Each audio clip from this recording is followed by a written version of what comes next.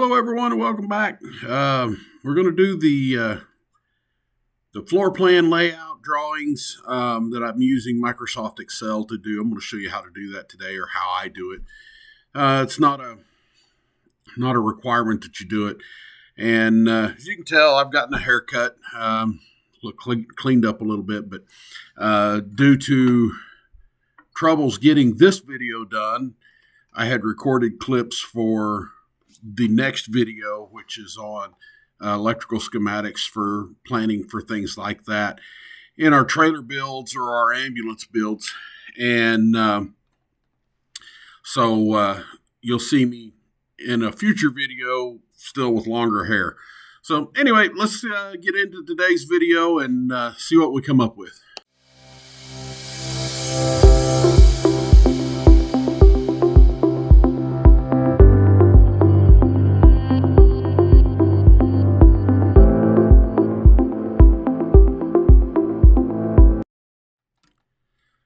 Okay, as we start laying out our diagrams here, we got to set some things up in the computer. And I've noticed that while editing this, the computer doesn't show everything.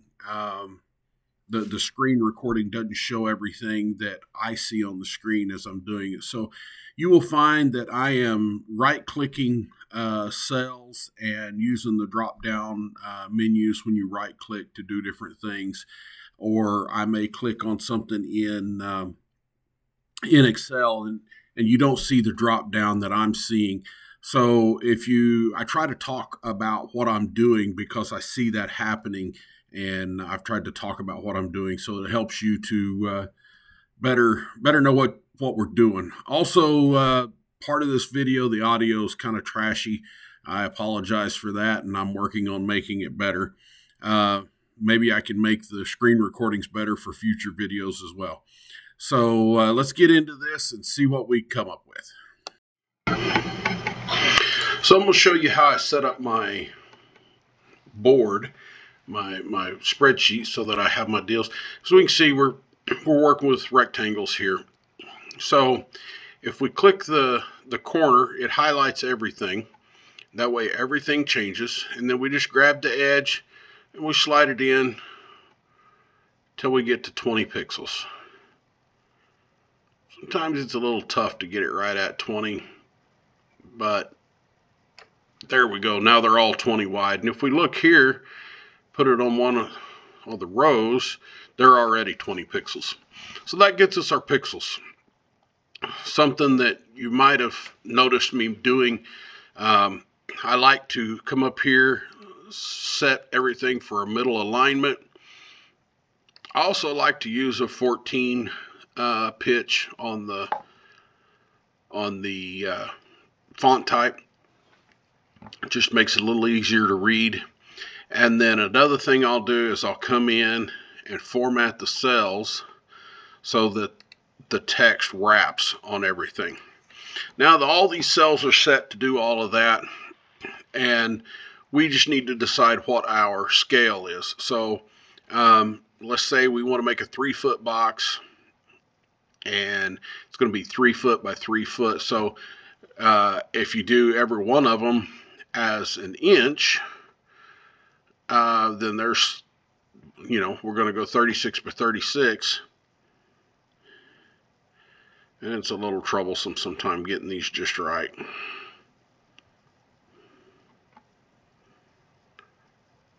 So there's 36 by 36, and we'll go ahead and put a box around it. Now I'm going to go ahead and I'm going to take these two and delete them, get them out of the way. Actually, I probably need to put one back in at the top. And let's change our view so that we see a little more of that box. Still not got all of it, so let's go ahead and change it one more time. There we go. Now we got a 36 by 36 box, and it looks a little off.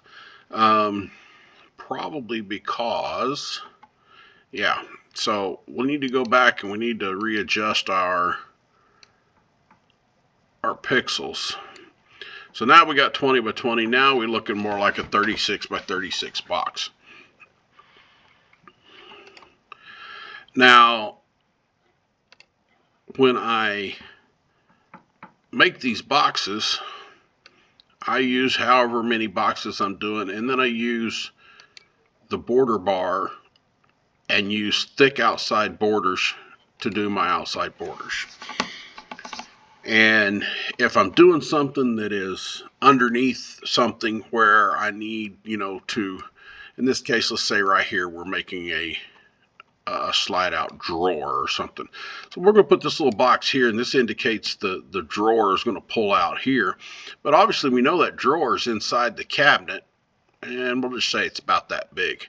So what we need to do is we need to come in and we need to put a border on that. So if we go into Format Cells, Border, and then I like to choose this little dit-dit-da line, and we do our 3 sides there. So now you can see, okay, hey, it extends underneath the counter. Okay, so that's how I'm doing that. And then if you'll see where I come in and I black stuff out like this. What I'm doing here is I'm taking a section of squares. I come up and I use the fill button and fill them with black. Now in a later video you will see me do some wire runs, and I'll highlight, and again I'm just using the fill button and filling these cells to create my wire run. I also will use just the borders to make wire runs, and to do that I go into Format Cells. I generally choose this line here, and then I go make it red or whatever color I'm making the wire run, and it pops up that way. So that's how I do the wire runs and how I do the building shapes and boxes and stuff. And with an ambulance or a cargo trailer, it's pretty much all on the square. So hope this helps, and let's move into doing the regular layout. All right, so now there's how we have the basics of doing our squares and our rectangles and everything, and our colors, and why I have drawn my schematics, my floor plans, whatever you want to call them, like I do. So now let's move on forward and let's do a simple little floor plan. Okay, let's start working on laying out a floor plan. And basically what we got here, and I showed you earlier in how I made the blocks all even sized. They're roughly 20 pixels by 20 pixels. Just gives it even. And in this case, I usually like to use a 2-inch square. In this case, I'm using a 4-inch square. So this box that we're seeing here represents a 8-foot wide by 12-foot long type 1 or type 3 ambulance box. And we got some lines around it here. And we're going to go ahead, we're going to add a square in here, or a rectangle, however you want to call it. And what this is this is the bed. This is structured out to be like a queen size bed.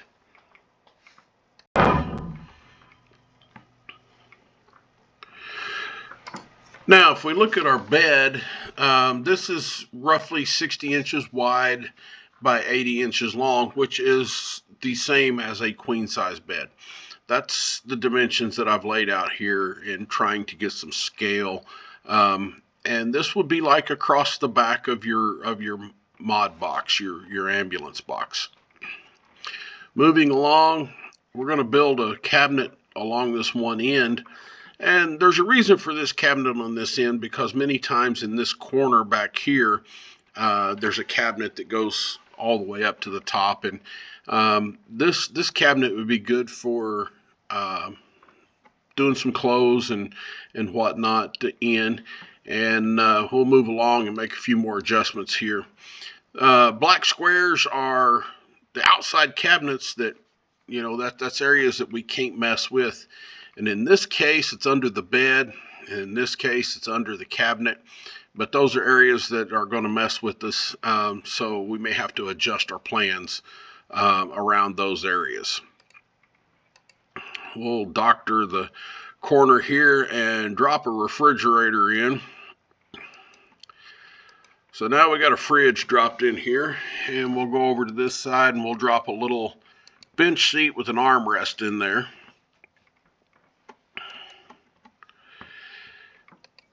And a table that slides in under the bed. Now this table will just neatly slide under the bed and slide back out. It can be put on sliders. It can be just built into a wooden housing. A lot of it depends on how you want to structure that.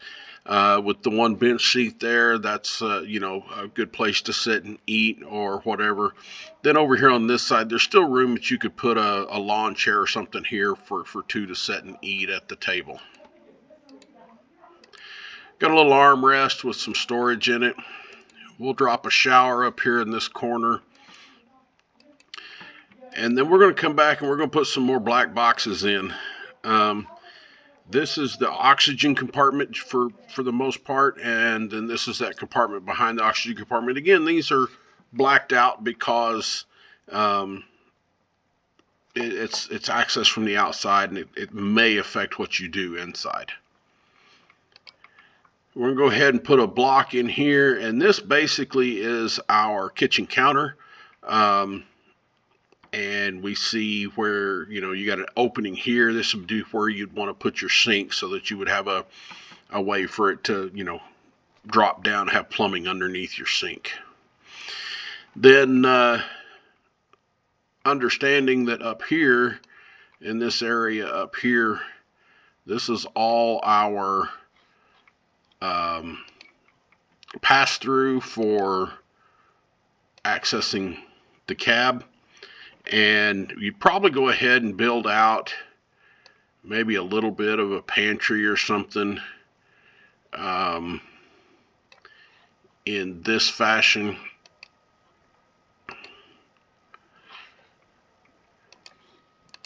So that now you got a little pantry there, small counter, you got a sink in this area. So this is how we would lay it out. Now, you can adjust these to whatever design you want. This is just one design. You could turn it where the bed run down this side and all of your kitchen was over here, and your table and everything was all on this street side of the truck. The shower could be deleted. You could put something else in there. This area here is the door, the curbside door that comes and goes. So there's not a whole lot you can do with that area. This area here, we will do this and kind of confuse the fool out of everybody, because that's that little footwell step that you're going to step up in coming in. And put a box around it and make it a little better there. So as you can see, we're starting to just lay out. Again, if you have dimensions, like for the fridge, I'll put a picture in here that shows you where I got my fridge dimensions, and let you know how that. And I'll also put a picture in here that shows you where I got my my dimensions for my bed mattress. And you can just play with these games and doing borders and doing merging blocks to make things look like you want it to look, and then it comes out pretty clean. And that's what you've seen in the first part of this video, where we were in the cargo trailer conversion, and I had the 2 pages. Okay, hopefully this has helped some of you figure out a way to design what you want for your ambulance conversion or cargo trailer conversion, and maybe it'll help you make it through to your next step and get started on your design for your expedition and adventure vehicle. Hope to see you on the next one where we'll talk about laying out a wiring schematic to help us know how we're going to lay out our electric in our ambulance or cargo trailer conversion. Thanks again for watching, and see you in the next video.